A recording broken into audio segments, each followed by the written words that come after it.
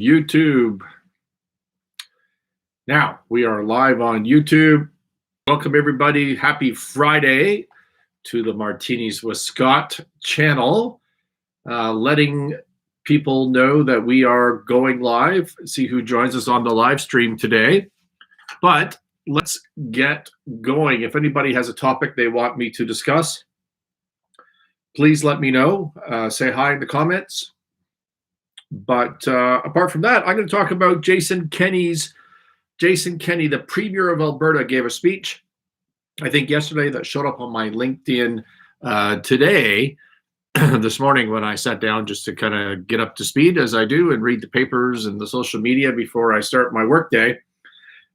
And it was a terrific speech. It was absolutely a lesson in persuasion on two key topics that we're going to talk about. You don't have to agree with lockdowns. You can hate lockdowns. You can love lockdowns. Doesn't matter. I don't want to talk about lockdowns. I want to talk about the persuasion technique and how that applies to leadership. So for our U.S. audience, which is the bulk of the audience, Jason Kenney is the Premier of Alberta. Think governor. Governor is the same thing in Canada, is a premier. Alberta is a province in Canada. And we're going to compare today, we're going to compare Alberta to Texas. Hey, Brian, how are you? Thanks for joining us. And so there's a lot of similarities between Alberta and Texas, although there are different countries. Albertans are heavily tied into the energy sector, as is Texas. A lot of cowboys, and that way of thinking, sort of the freedom, leave me alone sort of mindset in Alberta. So it's very much sort of Republican, right-leaning, similar to Texas, although there's also urban centers. There's also urban centers and a heavy left-leaning population in Alberta as well. In fact, prior to Jason Kenney as premier, I believe there was an NDP government, which is a very even left, way left of the left Democrats in Canada. So there's a similarity between the provinces. Texas is really big. I looked it up this morning. It's about 270,000 square miles or 700,000 square kilometers because Canada uses the metric system. Alberta is basically exactly the same. It's just a tad smaller, 661,000 versus 695,000 square kilometers. So they're both huge provinces. Granted, Alberta goes way the hell up north and is really cold, and Texas goes way down south and is really hot. Population in Texas is 29 million people. Population in Alberta is, hey, how are you doing there, Victoria? Thank you for joining us. We're talking about lockdowns. You're probably going to like this. We're not talking about lockdowns. We're talking about persuasions around the persuasion technique around the concept of lockdowns. And so Texas, 29 million people, Alberta, 45 million people. So there's a little just set up for you U.S. people who aren't sure where Alberta is and what a premier is and who Jason Kenney is, who is the current premier of Alberta. So he gave a speech, as I said. It popped up on my LinkedIn. Now there's a lot of, particularly in Alberta, where I'm very close to Alberta right here. I'm close to the border as we speak. There's a lot of unrest in Alberta, a lot of unhappiness that has to do with looking at the U.S. and looking at the news and seeing Florida being completely open and completely free, Texas being open and free, Arizona, I believe, where Victoria is here on Instagram, I believe is open and free. You can correct me if I'm wrong, Victoria, on that, but I think that's true. And so there's a lot of unrest, and Jason Kenney, the Premier of Alberta, decided to address it because Alberta is in, exactly, Arizona's open. Thank you, Victoria. Alberta is in significant lockdown. I can't drive 3 hours to Calgary right now and have a drink in a restaurant. And so there's significant lockdown going on there, and people are unhappy about it. So he addressed it as a leader, but he addressed it way too late. Miss McElwain, how are you? This is like a Pravda reunion live on Instagram. That's amazing. Say hi to Victoria. She's on here as well. So that's funny. So so Alberta's in lockdown. There's a lot of unrest. So as a leader, Jason Kenney gave a speech. He gave a speech yesterday, popped up on my LinkedIn. And look, I don't care what you think about lockdowns. That's not what we're talking about. But the persuasion is terrific. So here it is. First thing he says is, we all look at Florida. We watched a boxing match the other day with a bunch of people there. We look at Texas, and it's open. And he says, honestly, that makes me ticked off too. It makes me ticked off as well. Now, what have I taught you on this channel? If you're on the Martinis with Scott channel on YouTube, that is pacing and leading. That's saying I empathize with what you're already thinking. You're thinking that you're pissed off that Texas is open, and we're not. Jason Kenney is saying, I agree with you. I'm pissed off about that as well. He said, ticked off. I'm ticked off with that as well. If he just jumped in and said, I know, like, you're concerned about lockdowns, but you're wrong. Here's why you're wrong. You would get your back up. You would be combative. But he's not saying that. He's saying, I look down south and I feel the same way you do, right? It builds a bridge. It creates trust. It doesn't start off on a fight. Okay? It's called pace and leading, and it's hugely important. My morning mantra to myself reminds myself to pace and lead, which is also just a way to remind myself to not be a jerk and to argue with people, but rather to have some empathy for their point of view. Good leadership in my view. Okay, now he moves on to the second point that he makes. He says, okay, I'm ticked off about this too, but I've got 3 points that I want you to think about. So, okay, he's paced and lead. Now he's paced. Now he's moved into the lead part, which is, here's why I think you're wrong about it.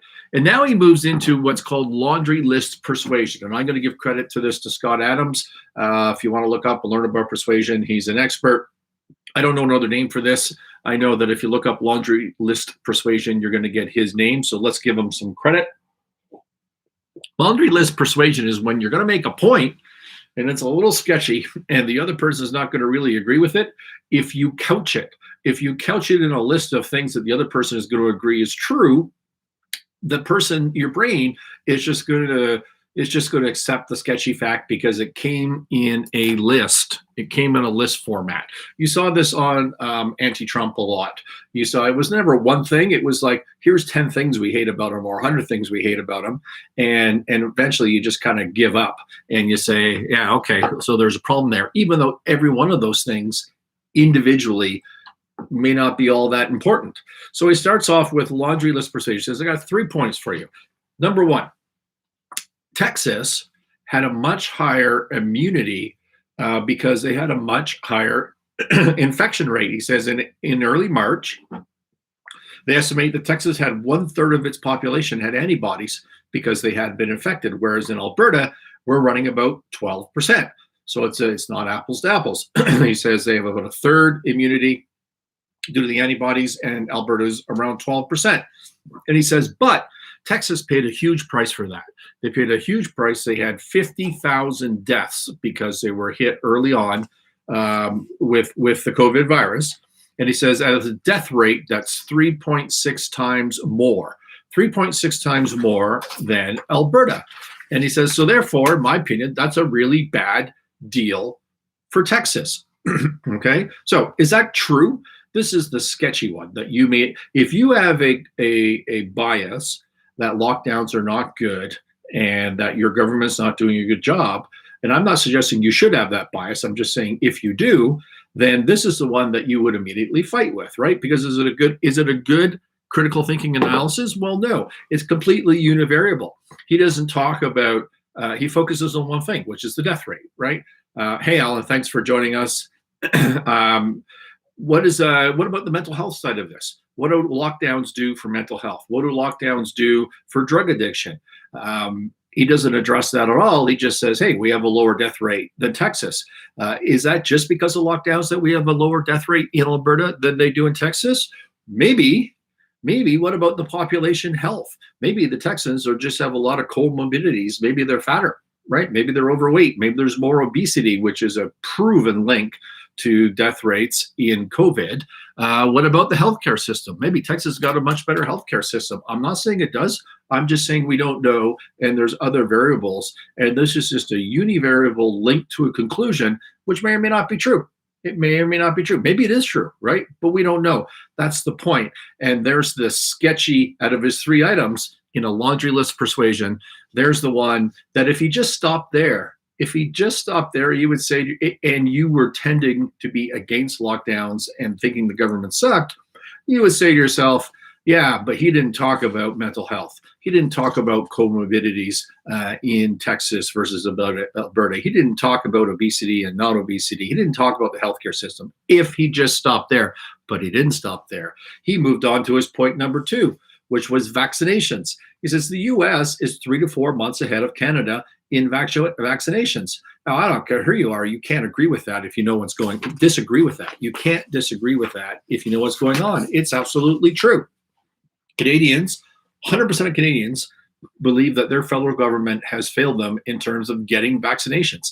Even if you're a staunch supporter of Trudeau's, you still think that your government sucked at getting vaccinations, and it's just a fact that the Americans are way ahead on vaccinations.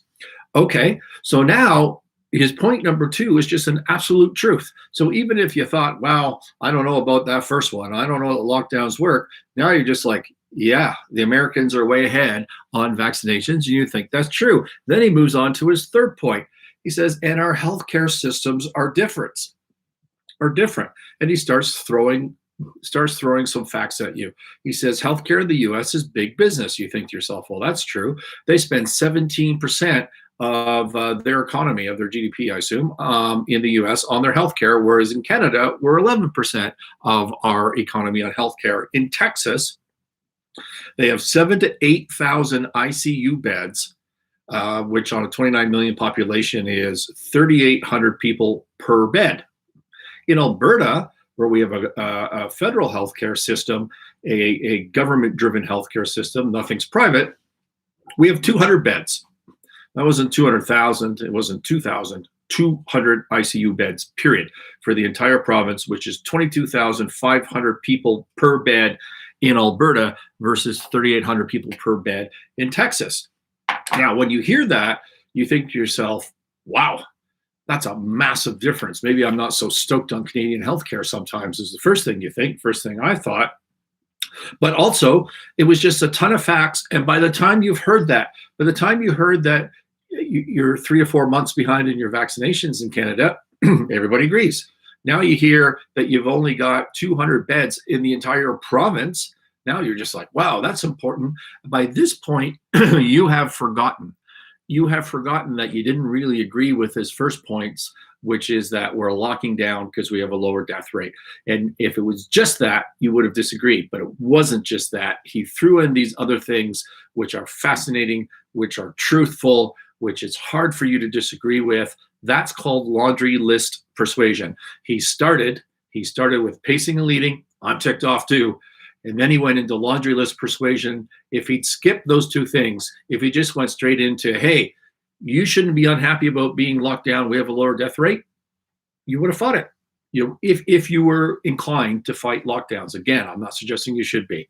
I am, but I'm not suggesting you should be. Okay? You would have fought it.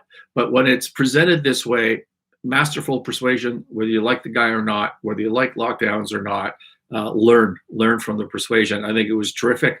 All right, that's my midday touch base that we do on Martinis with Scott. Oh, we missed our Thursday night show last night. It was a technical problem. We couldn't get the video uploaded from the person that was uploading the video. I think we have it now, so maybe we'll get that out later this afternoon for you. Anybody else have any comments, questions before I sign off? Anyone? Alan, thank you for joining. Victoria, Miss McElwain, thank you for joining. What else? Hey, Megan, where's Maxime? Oh, he's in Toronto at the protest tomorrow. That's right. Okay. I think that's it. I'm going to sign off from Instagram first. Let's talk to you guys later. Thank you. Bye now.